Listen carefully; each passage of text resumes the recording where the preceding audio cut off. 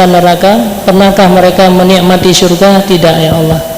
Tapi bagaimana seandainya hambalun yang lagi duduk pernah melihat surga, pernah merasakan surga, dan mereka lebih bersemangat.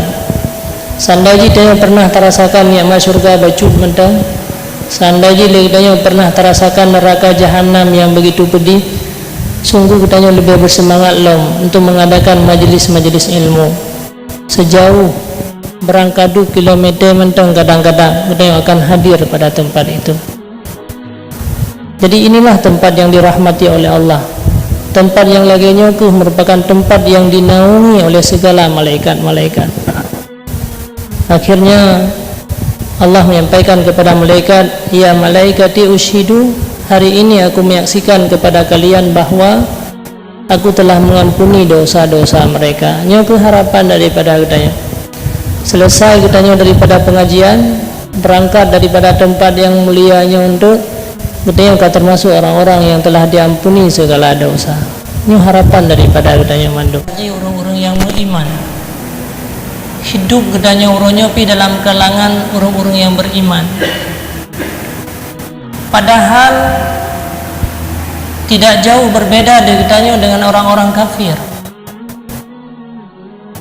Jikalau katanya dilahirkan oleh orang tua katanya. Tapi kenapa Allah memberikan iman di dalam dada katanya cahaya, tapi kepada orang kafir Allah tidak memberikan iman? Banyak manusia yang diciptakan oleh Allah di atas permukaan dunia ini, mulai semenjak Nabi Adam sampai urang akhirat sehingga sampai akhir masa, cukuplah manusia yang diciptakan oleh Allah. Tapi ketahuilah, hana mandum dalam keadaan beriman, hana mandum dalam keadaan muslim. Tapi kenapa Allah sampai orangnya masih memilih katanya yang mandum-mandum ini sebagai orang-orang yang mukmin dan punya nur cahaya daripada Allah? putra kelebihan yang katanya miliki, putra jasa yang pernah katanya lakukan di hadapan Allah. Apa kehebatan daripada katanya? Hana. Bahkan kenapa katanya dibedakan dengan orang-orang kafir? Inilah sebuah kasih sayang Allah yang paling besar yang diberikan kepada katanya. Inilah sebuah kelebihan yang diberikan oleh Allah kepada katanya, adalah persoalan iman.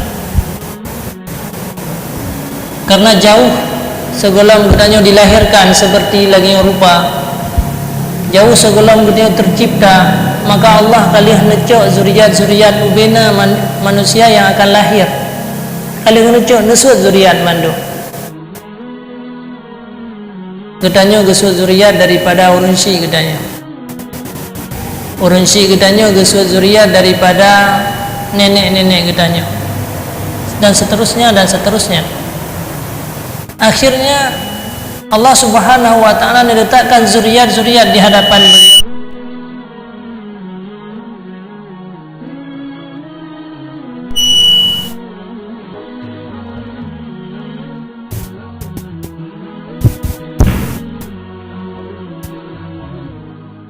Yang zuriat yang akan diciptakan oleh Allah untuk menjadi orang mukmin, dan zuriat yang diciptakan oleh Allah untuk menjadi orang-orang kafir. Padahal mantang lagi mun-mun manusia bawanya zuriat. Di daerah Na'man yang perbatasan antara Arafah, maka di sinan ke mudon diceritakan dalam tafsir Sawi, Allah inan nepisahkan antara orang yang akan dihidupkan menjadi orang Islam dan orang yang akan diciptakan untuk menjadi orang-orang kafir. Yang Islam ditanda dengan warna putih sebagai tanda dia akan hidup menjadi orang-orang mukmin. Yang kafir ditanda dengan warna hitam. Saatnya ke Allah mempersaksikan alastu birabbikum. Adakah kalian mengakui bahwa aku ini sebagai Tuhan kamu? Padahal hana kekuatan yang bagi katanya, hana amalan yang katanya hadirkan di hadapan Allah. Tapi ketahuilah kenapa Allah menandakan katanya sebagai orang mukmin dan orang lain ditanda sebagai orang kafir. Apa kehebatan yang katanya miliki? Apa jasa dan ibadat yang kita persembahkan di hadapan Allah? Tidak ada. Tapi kita juga pilih menjadi orang-orang mukmin yang akan lahir.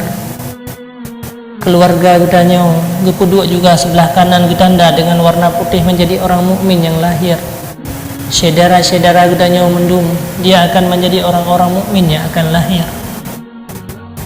Sampai hari ini.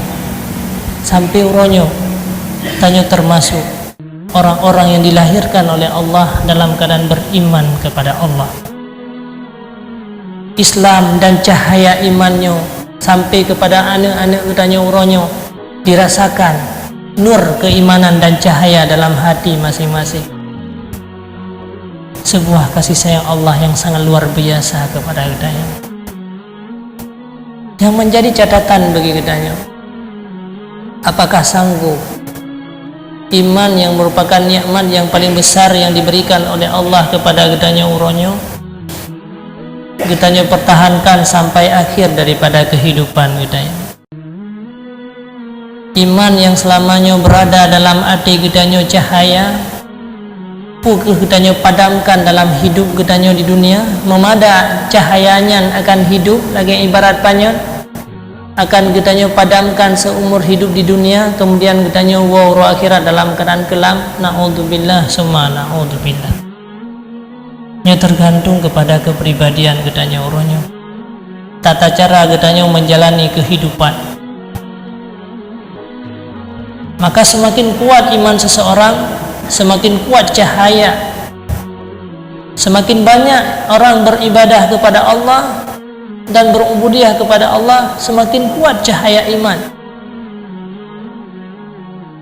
Maka Sufyan As-Tsauri salah seorang ulama besar, bahkan termasuk mazhab, walaupun kan dalam mazhab 4, mazhab Sufyan Ats-Tsauri. Beliau setiap saat menangis, tiap malam nikli. Akhirnya bertanya oleh sahabat, wahai Sufyan Ats-Tsauri, kupu nikli Ron, padahal Ron tidak pernah berbuat maksiat kepada Allah, Ron tidak pernah melakukan kejahatan-kejahatan kepada Allah. Hari-hari Ron dipenuhi dengan ibadah-ibadah dan menghabiskan waktu di masjid hanya semata-mata berubudiyah kepada Allah. Padahal Sufyan Ats-Tsauri semenjak banyak mentang kana keun ba urang si, wahai mak long wakaf kedih ke agama.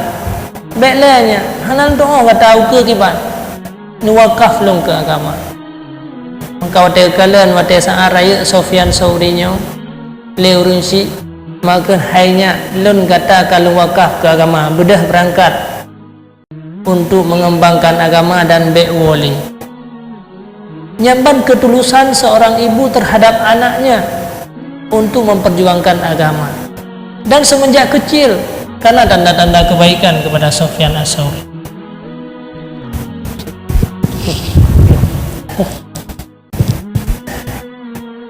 Maka akhirnya dipegah oleh Sufyan Ats-Tsauri.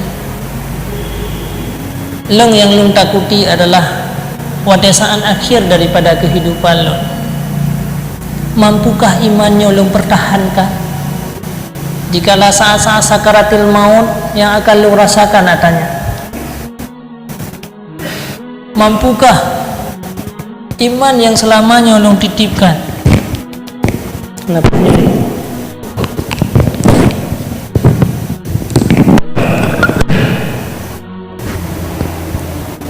Maka iman yang selamanya dalam dada lung hana lung doa akhir daripada kehidupan lung. Nyokeh yang membuat lung menangis.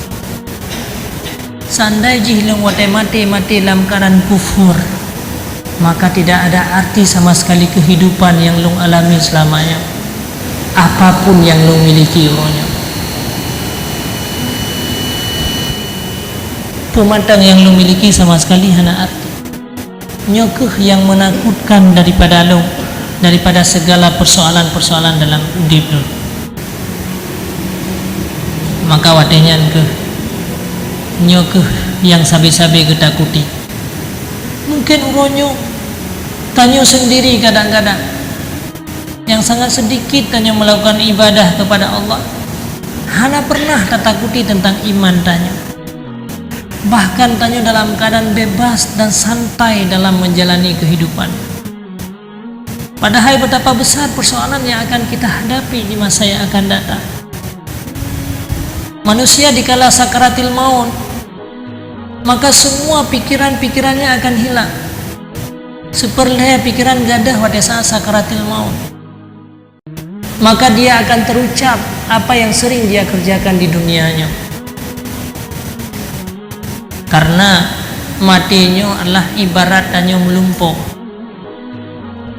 Orang yang kerja sehari-hari dalam hidupnya sebagai pedagang, dia menghabiskan waktu untuk barang-barang dagangan. Uro malam fikir kepada persoalan harta dagang, laba yang banyak dan sebagainya. Nyentente mimpi urungnya lebih banyak persoalan dagang daripada persoalan yang lain. Karena hidup sehari-hari dipenuhi dengan dagang dan persoalan-persoalan dalam hidupnya persoalan dagang.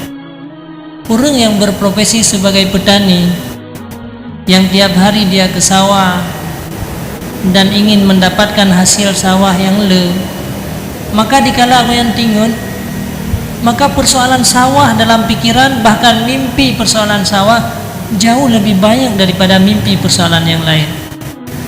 Menanti orang yang profesi sebagai pelaut dan sebagainya dan sebagainya. Maka dikala gedanya mati juga demikian. Apa profesi dan pemikiran gedanya yang gedanya pergunakan dalam hidup gedanya? Karena matinya ibarat mimpi. Maka dipegang oleh Rasulullah, man kana akhira kalamihi la ilaha illallah dakhalal jannah. Barang siapa yang sanggup mengucapkan kalimat la ilaha illallah, dia akan masuk syurga. Untuk mengucapkan kalimat la ilaha illallah di akhir hayat manusia, maka butuh kepada apa yang sering dia ucapkan di dunia ini. Menjadi dunianya tanya lupa mengucapkan kalimat la ilaha illallah, sungguh sangat mustahil kita yang sanggup menyelamatkan iman di kala akhir daripada kehidupan kita. Imam Al-Ghazali pernah menceritakan dalam kitab Ihya Ulumuddin, nasirah pedagang yang tidak pernah berzikir kepada Allah. Hari-hari dia lewati kehidupannya dengan persoalan-persoalan dagang. Uroro habiskan waktu untuk persoalan dagang. Midapeng. Maka dikala kena meninggal, datanglah seorang ulama mentalkinkannya, la ilaha illallah. Tapi dia tidak mengucapkan kalimat la ilaha illallah, handroh gekun la ilaha illallah. Tapi kalimat yang keluar daripada mulutnya adalah 1, 2, 3. 3, 2, 4. Nyanlah yang akan terucapkan. Kemudian orang mentalkinkan la ilaha illallah, tapi tidak akan terucapkan sampai mati. Ini terbukti bahwa iman yang ada dalam dada kitanya bisa kita pertahankan, bisa kita mengucapkan kalimat la ilaha illallah, tergantung masa yang diberikan oleh Allah di dunia ini kemana kita pergunakan. Maka apabila kita lalai daripada berzikir kepada Allah, lalai di dalam melakukan ibadah-ibadah kepada Allah, anam pernah kita teringat kepada Allah, jangan mengharapkan iman itu bisa selamat dikala akhir-akhir daripada kehidupan kitanya. Inilah yang sangat ditakuti oleh para aulia-aulia Allah. Maka selalu mereka berdoa kepada Allah. Maka Rasulullah sallallahu alaihi wasallam selalu menganjurkan kita untuk berdoa, Allahumma ahyina bil iman wa amitna bil iman, Allahumma khtim lana bi husnil khatimah wa husnil aqibah, dan sebagainya dan sebagainya. Para tunggu-tunggu sekalian yang ulun tuan hormati, maka untuk menjalani kehidupannya hidup di dunia ini hanyalah sementara bagi kitanya. Perjalanan udipnya hanya sesaat bila kita bandingkan dalam urut akhirat. Di dunia bagaikan kitanya udip dalam sebuah rumah raja. Lagi kitanya udip dalam sebuah rumah raja, di mana kitanya diperintahkan oleh seorang raja, silahkan kamu masuk dalam rumah lon. Ada dalam rumah itu kamar yang terdiri daripada emas yang banyak, yang cukup le. Silahkan coklah mehnya sebanyak-banyaknya, keluarkanlah emas, bawa keluar emas, cok meh yang dalam rumah lon putubit ke kata, lon izinkan tu kata untuk mengambil sebanyak-banyaknya. Lon biwate ke kata 6 jum wate. Dalam rumah rajanya pish yang namanya tempat makan, ruang makan yang dihiasi dengan makanan-makanan lezat yang hana pernah takalan broken, dan siapapun akan tertarik dengan makanannya. Dan juga di sebelah kamar emas ruang kamar tidur yang dihiasi oleh ranjang dan permadani-permadani indah. Itu sebagai perumpamaan udip di dunianya. Dikala tanya tamang dalam rumah raja, maka tergores dalam hati kitanya yang pertama, wate 6 jam menyedap tu biar berangkat janji. Bah tak pajuh makanan le mesti jam atau tinggal jam. Tena tinggai wate 5 jam baru dah cok meh dah putu biat tente meh juga akan tarumpak yang sangat banyak. Begitu banyak emas yang akan kita yang rumpak sindra. tacok bah tapaju makanan lesi itu perumpamaan. Akhir ji pajulah makanan le. Segala makanan manduk tanya. Bahkan kadang-kadang hansi di tengah jam bah tapaju bacutruk le dan makanannya han abi-abi. Walaupun 6 jam tapaju tidak akan habis makanan tersebut. Selesai daripada tapaju makanan si jam kabeh wadaya tergores dalam pikiran bah tak istirahat le memang belah minit ranjang lagak tak dihiasi dengan emas dan permadani tak le memang belah minit ataupun di tengah jam le jam di tengah tu baru dah cok muh tak tubit sebanyak-banyaknya. Akhirnya terlenalah gedanya untuk pada tempatnya makanan balik tapaju tak pada ranjang yang cukup indah. Akhirnya tertidurlah gedanya rencana si jam bahkan lebih daripada 5 jam. Wate katruh masa gedanya untuk tubit daripada rumah rajanya 6 jam baru gepugo gedanya bedah. Wahai rakyat lun kabeh masa dalam 6 jam bedah tubit. Gata merupakan orang yang paling miskin. Gata merupakan orang yang paling bodoh. Gata merupakan orang yang rugi dalam udip dalam rumah lun tubit. Barunya sadar gedanya, wahai raja, Nabi kesempatan kelong si minit mentang ternyata si minit berharga benang si jam. Si minit kajik lung tubit muh walaupun si gram 2 gram. Si minit farji'uni, maka kembalikanlah lung kembali ke rumah rona walaupun si minit 1 detik.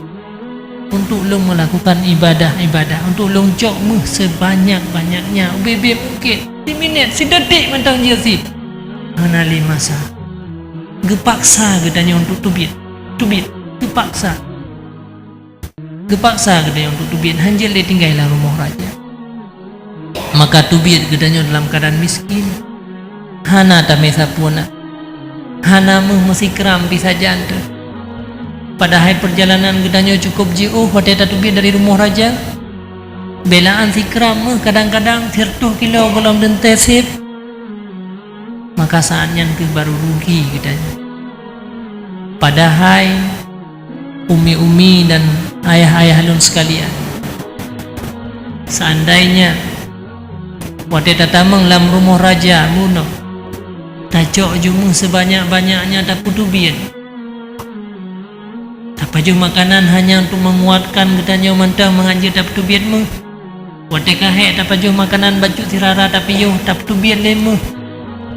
Sungguh dengan mehnya tablo makanan terilua. Je tapaju seumur hidup gedanya kan cuma 1 jam. Kan cuma 1 jam. Padum jam seumur hidup je tapaju menyangan mehnya tablo makanan. Kan hanya 1 jam dalam rumah raja. Wadah tubit uluan tu seumur hidup je tapaju. Sandai jih dengan muhnyan muno tablo ranjang yang lebih indah daripada ranjang dalam rumah raja, maka jetai seumur hidup gedanya jetai. Kan 2 jam kan 5 jam seumur hidup jetai sabi hana payah le pehek rau. Nyo ke perbandingan udip gedanya. Allah ni yu gedanya di dunianya untuk ibadah sebagai amalan gedanya itulah emas. Meh yang gedanya pedubit yang ke dah pedubit itulah amalan gedanya. Seandai di umrohnya pada saat gedanya sehingga gepaksa gedanya untuk tubit daripada dunianya, maka dengan amalnya kejetai seumur udip sehingga dalam syurga. Dan dia tak pajuh makanan lebih lezat daripada makanan-makanan yang di dunia hanya 60 tahun. Seumur udip dia tak pajuh makanan dengan amal-amal kebaikan tersebut. Sehingga pada saat kita melinggai baru ingat ke Allah, ya Allah, Rabbi farji'uni, kembalilah aku kembali kepada dunia. supaya lu melakukan ibadah kerono, walaupun sedetik, walaupun sesaat. Inilah perbandingan bagi gedanyo, supaya gedanyo tak analisa kepada pribadi gedanyo. Seberapa banyak emas yang kagedanyo simpan uronyo dan yang katanya putubit, dupno tripka umur daripada gedanyo masing-masing. Untuk bisa gedanyo hayati, nyodup no trip kagedanyo tatubit daripada dunia ini, dupna yang kata simpan ke gedanyo. Maka inilah manusia-manusia yang rugi. Padahal nikmat surga jauh lebih nikmat, dan perjalanan gedanyo merupakan perjalanan yang jauh sekali. Tapi kadang-kadang nikmat Allah yang diberikan kepada gedanyo uronyo, Allah kagedanyo sia-siakan uronyo. Semakin hari semakin gedanyo bertambah lemah. Ibadat-ibadat yang gedanyo lakukan uronyo semakin semakin tak menurun daripada masa-masa awal. Nyoke kerugian-kerugian besar yang akan mengakibatkan kepada gedanyo selaku orang mukmin. Bahkan gedanyo uronyo lebih mementingkan kebutuhan-kebutuhan jasmani gedanyo ketimbang dengan kebutuhan-kebutuhan rohaniah. Di antara gedanyo uronyo yang punya sikap gedanyo untuk mendapatkan kebutuhan rohaniah. Contoh mentang nun juga. Padahal rohaniahnya untuk menguatkan iman. Sandai ji na pengumuman uronyo di masjid atau di menasah, di tempat-tempat umum, na diberi beras raskin atau beras murah, nah dijual beras-beras murah, menyetap beliau sekilo diberi 27 kilo, maka semua orang akan hadir. Bahkan semua anggota keluarga gedanyo yang di rumah tame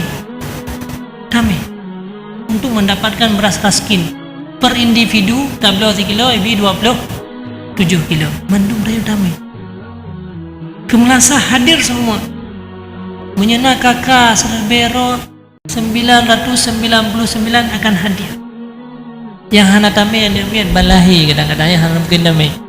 Tapi yang kaji tagendong walau harus gedanyo menunggu antri berjam-jam, rela gedanyo untuk mendapatkan saka murah ataupun beras murah. Ya kan? Umi-uminya kan? Ya kan? Menyena beras murah hadir. Semua akan hadir. Aktivitas pribadi gedanyo akan tertinggalkan. Ini perbandingan. Kenapa? Untuk mendapatkan beras murah dan saka murah.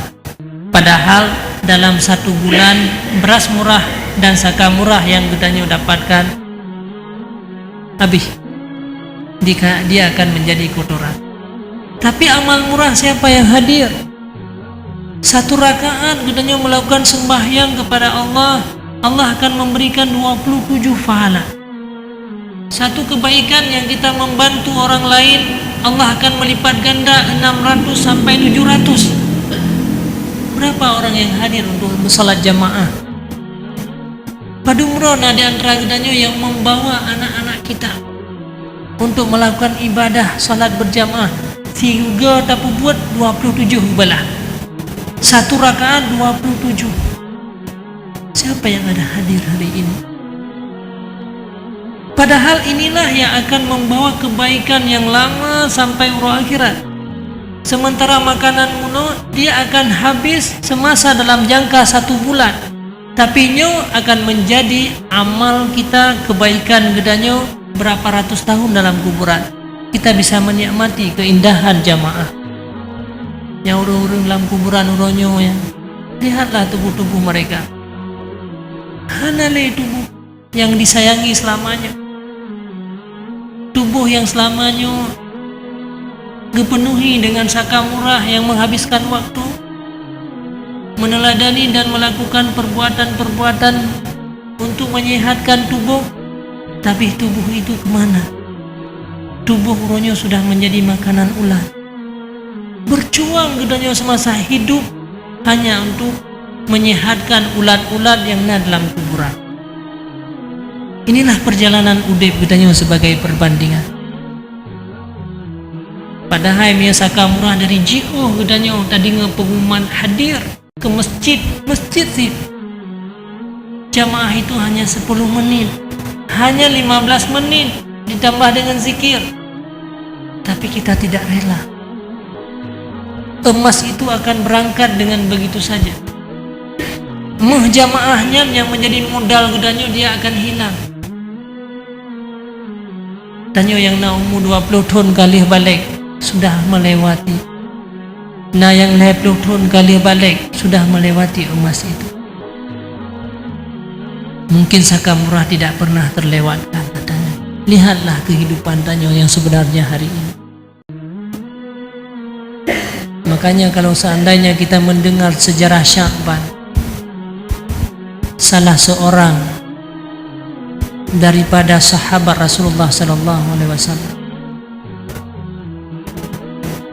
beliau setiap saat menghadiri jamaah, setiap saat menghadiri jamaah, hadir berjamaah dan gedang paling sago supaya jangan mengganggu orang lain. Limang bahwati Rasulullah sallallahu alaihi wasallam melakukan jamaah di Masjid Madinah, beliau tidak pernah absen.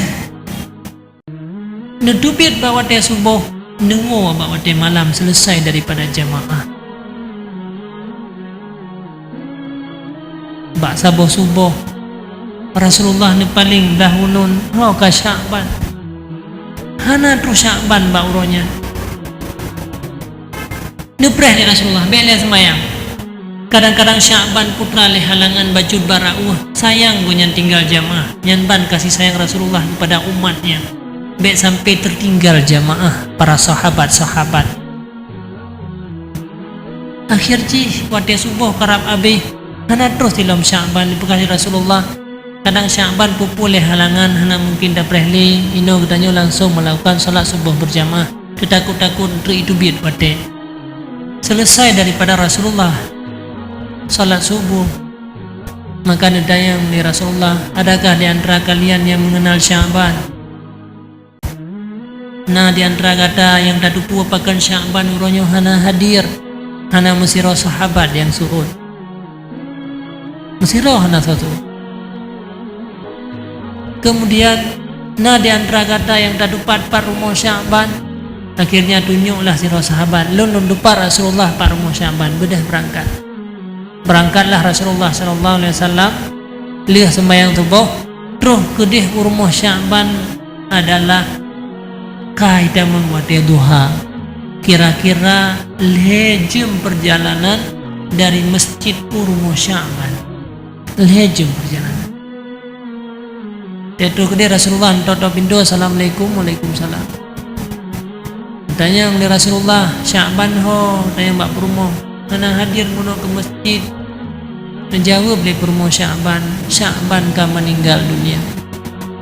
Roh mata Rasulullah. Ternyata Sya'ban meninggalkan jamaah. Sya'ban meninggalkan jamaah hanya karena beliau telah berpulang ke rahmatullah. Hanya karena beliau telah meninggal dunia. Gara-garanya tinggal jamaah Sya'ban. Tapi dalam hidupnya tidak pernah Sya'ban meninggalkan jamaah. Kemudian promo Sya'ban ditanya, ya Rasulullah, ada 3 perkara yang Tuhan hana mengerti. Pada Sya'ban dalam hari-hari goyan yang kesering goyan melakukan ibadah berjamaah, tapi ada 3 kali dempikan pada saat goyan meninggal dunia. Yang pertama 5 laisal jadid, 5 laisal kullu, 5 laisal ba'in. Inilah yang keluar daripada kata beliau sebagai penyesalan besar dikala akhir-akhir daripada kehidupan beliau. 5 laisal jadid. Kenapa tidak yang baru? Kamu hanya mengerti mandung Rasulullah putra yang maksud daripada Sya'ban. 5 laisal kullu. Kenapa tidak semuanya? 5 laisal ba'in. Dan kenapa tidak yang jauh? Akhirnya dipegah di Rasulullah. Bak si uro Sya'ban nejak masjid, ne berangkat tu melaksanakan sembahyang berjamaah. Maka pada saat Allah Subhanahu wa taala di pelumah perjalanan goyang lejum dari rumah masjid, lejum perjalanan, bukan di sekeliling masjid rumah Sya'ban, tapi lejum perjalanan, kan melingkungan pagar masjid. Umi dan ayah-ayah sekalian, lejum perjalanan di pelumah oleh Allah pahala gara-gara jiuh langkah yang gejak di Sya'ban. Maka Sya'ban menyesal, ya Allah, bahkan hal lebih jiuh long lumuh-long ke masjid. Punya jiuh long lumuh-long tu 5 jam dan 6 jam perjalanan. Sungguh pahala yang long dapatkan jauh lebih besar daripada yang long dapatkan bronyok. Menyesal Sya'ban. Yang kedua, pada saat Sya'ban gedubir masjid, maka kepakailah 2 buah pakaian bawatannya lupiat hat keadaan, lupiat hat kondisi bawatannya. Maka pada Sya'ban gedubir, kepakailah pakaian di dalam yang ged bacut, di luar pakaian yang bekas lah, bukan pakaian yang baru, kembutan bekas. Karena ketakut-takut teriput abe dan sebagainya lah, kenanglah pakaian bekas. Akhirnya berangkatlah Sya'ban ke masjid. Nasira urang yang tinggal sejuk tat, karena bawatnya musim lupi ya, maka ji Sya'ban ke pakai dua kerek pakaian. Maka geduplah urang tuha yang tinggal kedinginan muno tinggal sejuk, gesuat pakaian Sya'ban dan gesuat yang luar, yang lapis pertama geduplah. Saat Allah Ta'ala ni pelumah amal Sya'ban bawatian, seandainya gebi yang baru yang di dalam, maka sungguh amal yang jauh lebih besar. Maka saatnya ke Sya'ban menyesal, 5 lesal jadid, bahkan harloh longjuk yang baru, kupur roh longjuk yang tuha kepada orang tua. Kemudian yang gelian dipegah di Rasulullah. Saat na orang dekat Sya'ban setiap hari dalam perjalanan karena jauh, ni persiapkan si kerek roti karena goyan hana nuwo. Leh ni sembahyang jamaah duhur untuk baju roti dalam masjid. Ternyata na orang dekat. Maka karena na orang dekat bawa dia dalam masjid, maka geplahlah roti sikhan. Sikhan gekubah persiapan kerja ke karena goyan malam baru gua. Maka bawa dia Sya'ban menyesal, 5 lesal puluh. Pakan han mandung julung-julung tenda long mantang baju tiura. Lihatlah sahabat Rasulullah, beliau menyesal kan gara-gara meninggalkan jamaah seumur hidup. Beliau menyesal bukan karena tidak pernah bersedekah, tapi beliau menyesal dan menangis dan mendempik yang sangat besar yang akan didengar oleh mandung sahabat, hanya gara-gara beliau tidak sempurna dalam berbuat amalan kepada Allah. Tapi bagaimana katanya nanti di kala sakaratil maut, pada saat Allah Ta'ala akan reli kembali amal-amal yang katanya lakukan. Sya'ban menangis bukan karena dosa yang pernah dia lakukan. Sya'ban menangis bukan karena namata yang dipergunakan pada tempat-tempat yang tidak diridai oleh Allah. Sya'ban menangiskan gara-gara kaki pernah melangkah pada tempat-tempat yang hanya diizin oleh Allah. Tapi Sya'ban menangis hanya karena kurang sempurna dalam amal ibadah beliau. Sya'ban menangiskan gara-gara harta beliau. Tapi bagaimana tanya? Karena Rasulullah menyampaikan, Allah berfirman dalam Al-Quran, dikala gedanya meninggal Allah akan reli kembali apa yang gedanya lakukan di dunia. Bagaimana seandainya Allah mereli kembali apa yang pernah dia lakukan selama ini? Apa yang akan terjadi pada diri gedanya? Apa yang akan terasa dalam hati gedanya urut? Nyokeh kadang-kadang gedanya uronyo amal-amal murah, ibadat-ibadat yang mudah yang diberikan oleh Allah, hari ini gedanya lupakan dengan begitu saja. Padahal anak ingat amal itulah yang akan kekal. Sementara segala sesuatu yang katanya miliki uronyo semuanya akan sirna. Begitu juga dengan harta. Harta yang katanya miliki uronyo sehingga gak tahu. Nekalan orang yang kaya uronyo bukanlah orang yang kaya masa awal. Sehebat apapun harta yang katanya simpan uronyo, takubah harta untuk keluarga dan keturunan katanya, dia pasti akan habis pada satu saat pada masanya. Menyahan habis waktu tuha katanya ke penyakit, bak tamu bak ubat, itu habis di anak dan keturunan katanya. Semua itu akan sirna dan akan hilang dan akan menggantung. Pemilik harta uronyo adalah tidak akan menjadi pemilik harta di masa yang akan datang. Ini adalah sabab perputaran udip katanya dalam dunia. Tapi lihatlah hati katanya uronyo, harta yang katanya miliki uronyo. Menapa yang katanya uronyo 100 ribu per hari, maka berapa berani katanya bersedekah? Kadang-kadang serba tapi merasa berat bagi katanya, apalagi 10 ribu. Karena tak anggap bahwa si 10 ribu yang katanya bersedekah, si kurang 10 ribu yang katanya kubah di rumah, si 10 ribu yang tak bersedekahnya habis, si kurang 10 ribu yang tak kubahnya yang tinggal. Padahal bukan. Si kurang 10 ribu yang katanya simpan inilah dia yang akan hilang. Akan tabla baje membusuk, akan tabla makanan menjadi kotoran. Tapi si 10 ribu yang katanya pas dalam masjid muno, itulah yang akan kekal bagi katanya, yang bisa ambil sampai hari akhirat nanti. Sehingga merasa terbebani bagi katanya untuk memberikan kebaikan-kebaikan kepada orang lain. Sehingga dia lupa terhadap kehidupan yang katanya jalani dan bagaimana perjuangan katanya di hari akhirat nanti. Para umi dan ayah-ayah sekalian uronyo, sebagai penutup daripada haba ulun Tuhan, maka uronyo tanyo mandung memang untuk mengejar amal-amal ibadah gedanyo kasulit bagi gedanyo. Akan tetapi kesempatan tetap mantengna gebila Allah semantengna umur bagi gedanyo Bandung. Tapi siapa yang melanjutkan kehidupan gedanyo? Itulah keluarga dan anak-anak gedanyo. Keluarga dan semua anak-anak gedanyo. Maka di sini nasampaikan bahwa salah satu cara untuk gedanyo mendapat kebaikan adalah dengan cara mendidik para keluarga dan anak-anak gedanyo.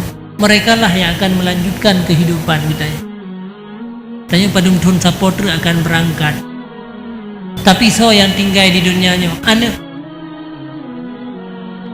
anak gedanyo yang akan tinggal. Dan mandung tayo yakini bahwa si kurang persen sabosaan gedanyo akan anak dan keluarga gedanyo yang akan tinggal di dunia ini, walaupun gedanyo sudah berada dalam kuburan. Lagi nenek gedanyo uronyo yang berada dalam kuburan, danyo selaku cucu-cucu mendang hidup di dunia ini.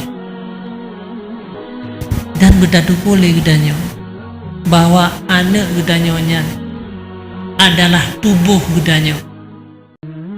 Segala tulang bedulang daripada anak gedanyo yang tercipta dari gedanyo uragap. Daging-daging anak gedanyo tercipta daripada makanan gedanyo urina. Maka terciptalah anaknya. Daging daripada darah gedanyo urina dalam kandungan yang dipajuh oleh anak. Dan adanya segala tulang bedulang anak gedanyo tercipta daripada gedanyo uragap. Nyan tubuh gedanyo. Anaknya merupakan tubuh daripada gedanyo yang mandang udip di dunia. Dan ketahuilah, putra yang akan dilakukan oleh tubuh gedanyo yang mandang mujajak akan terasa dikala gedanyo berada dalam kuburan. Kita akan merasakan, akan terasa adanya. Maka anaknya merupakan amanah besar sebenarnya yang diciptakan oleh Allah Subhanahu wa Ta'ala. Kenapa anak-anak gedanyo uronyo menjadi orang-orang durhaka? Kenapa anak gedanyo uronyo menjadi orang-orang yang maksiat kepada Allah? Semuanya jangan salahkan anak gedanyo, tapi salahkanlah diri gedanyo. Karena ubena anak-anak katanya yang lahir di dunia ini mereka dalam keadaan suci. Hanya anak katanya yang dilahirkan dalam keadaan pemabuk, menjadi orang yang pengkhianat, menjadi orang-orang yang durhaka. Tidak. Allah menciptakan anak kita menjadi orang-orang suci. Semua mereka suci. Tidak ada beda. Tapi kenapa yang sebahagian menjadi orang yang celaka, sebahagian menjadi orang-orang yang baik? Kesalahan tanya dalam mendidik mereka. Maka beliau besar tanggung jawab. Ini amanah besar yang diberikan oleh Allah kepada kita. Hanasib ngendro demandang. Hanasib udipnya ngendro demandang. Tapi mantengna perjuangan kehidupan untuk keluarga katanya. Nyangkeh nyan tubuh katanya. Anak nyan tubuh katanya. Maka menyanaknya sehingga wadah katanya mati dijak pada tempat-tempat yang ged. Katanya terasa. Tubuh katanya tinggal duduk pada tempat yang ged. Menyanaknya sehingga dijak pada tempat-tempat yang buruk. Maka tubuh katanya juga akan terasa katanya. Tubuh katanya di dunia tinggal duduk pada tempat-tempat yang hana ged. Maka semuanya tergantung kepada katanya orang. Begitu juga dengan katanya para pemuda-pemuda, bahwa katanya tidak diciptakan oleh Allah untuk menjadi pengkhianat. Allah tidak menciptakan kita menjadi orang-orang durhaka. Allah tidak menciptakan kita untuk menjadi orang-orang maksiat. Tapi semua Allah melahirkan katanya dalam keadaan bersih dan suci. Sama seperti orang-orang lain yang menjadi alim, menjadi tokoh-tokoh dan sebagainya. Sama. Akan tetapi siapa yang menghancurkan mereka? Tanya orang sih. Kullu mauludin yuladu alal fitrah. Semua manusia diciptakan oleh Allah dalam keadaan suci. Anak yang lahir itu dalam keadaan suci. Tapi hanya dua orang tua yang telah menghancurkan mereka. Dua orang tua yang menjadikan mereka sebagai orang Yahudi. Dua orang tua mereka yang menjadikan mereka sebagai orang-orang Nasrani. Dan dua orang tua mereka yang menjadikan mereka sebagai orang Majusi. Mengkafirkan mereka, menjadikan mereka orang-orang yang hina. Nyoke harus sangat berhati-hati bagi gedanya. Baik sampai anak nyoke yang akan membawa gedanya kepada neraka jahanam. Maka perlu bimbingan. Jangan salahkan mereka. Di mana mereka suci dilahirkan oleh Allah. Hati mereka dalam keadaan bersih dan bercahaya, dalam keadaan beriman kepada Allah Subhanahu wa ta'ala. Bahkan gedanya orangnya menyalahkan mereka. Maka semua gedanya, baik yang laki-laki atau perempuan, baik gedanya orang si inang atau orang si agam, semua harus bertanggung jawab atas kezaliman gedanya kepada anak kita. Ini sebuah kezaliman gedanya kepada anak gedanya. Gedanya yang menjadikan mereka menjadi orang-orang celaka. Gara-gara gedanya sehingga anak gedanya menjadi orang durhaka. Gara-gara gedanya bisa membawa mereka ke neraka jahanam. Sehingga mereka menjadi orang-orang maksiat. Kenapa? Tanya yang salah dalam mendidik dan membimbing mereka. Salah dalam memilih pendidikan bagi mereka. Salah dalam mendidik dan membimbing tidak seperti dianjurkan oleh Rasulullah SAW. Salah saboh ji. Anak yang umur 7 tahunnya wajib kepada gedanya untuk giyu sembahyang. Adakah di antara gedanya tayu sembahyang anak mereka 7 tahun? Siga hana tayu satu kezaliman yang telah kita lakukan. Si malam di membawate hana pernah tayu kau umur 7 tahun. 7 kezaliman, 5 kezaliman yang telah kita lakukan dalam sehari semalam. Bayangkan dalam 1 bulan berapa kezaliman yang kita lakukan dalam dunia ini. Jangan kita menganggap tidak ada dosa. Tidak cukup dengan hanya berjamaah di masjid. Akan tetapi banyak anak-anak dan keturunan kitanya kezaliman yang kita lakukan untuk mereka. Sampai dia menjadi orang-orang durhaka kepada Allah hanya karena kitanya. Bayangkan dalam 1 tahun berapa keburukan kitanya. Dalam 1 orang anak 10 tahun. Dan bayangkan berapa banyak yang terjadi kejahatan-kejahatan gedanya. Semua itu akan dituntut oleh anak-anak gedanya urang akhirat. Maka bimbinglah mereka, didiklah mereka, jagalah mereka, sesuaikan dengan apa yang dianjurkan oleh Rasulullah SAW. menganjurkan dan mengarahkan mereka pada kebaikan-kebaikan. Makanya ke yang paling penting bagi kitanya untuk mengejar ketinggalan selamanya kitanya ubudiyah kepada Allah. Selamanya katanya sangat sedikit emas yang kita persiapkan untuk pertahanan katanya di masa yang akan datang, perjalanan katanya sampai hari akhirat. Maka anak-anaknya yang akan membawa katanya kepada kebaikan. Para umi dan ayah-ayah sekalian, mudah-mudahan kita selalu berdoa kepada Allah. Maka berdoalah kepada Allah untuk diri kita sendiri. Karena Allah selamanya begitu kasih sayang kepada katanya. Iman dalam dada katanya madang diselamatkan oleh Allah.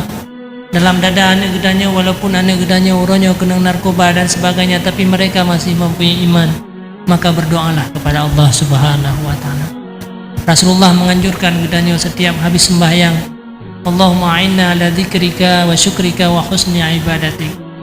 Rasulullah mengajarkan kepada Mu'ad bin Jabal, ya Mu'ad, inni uhibbuka ya Mu'ad, inni uhibbuka ya Mu'ad, inni uhibbuka.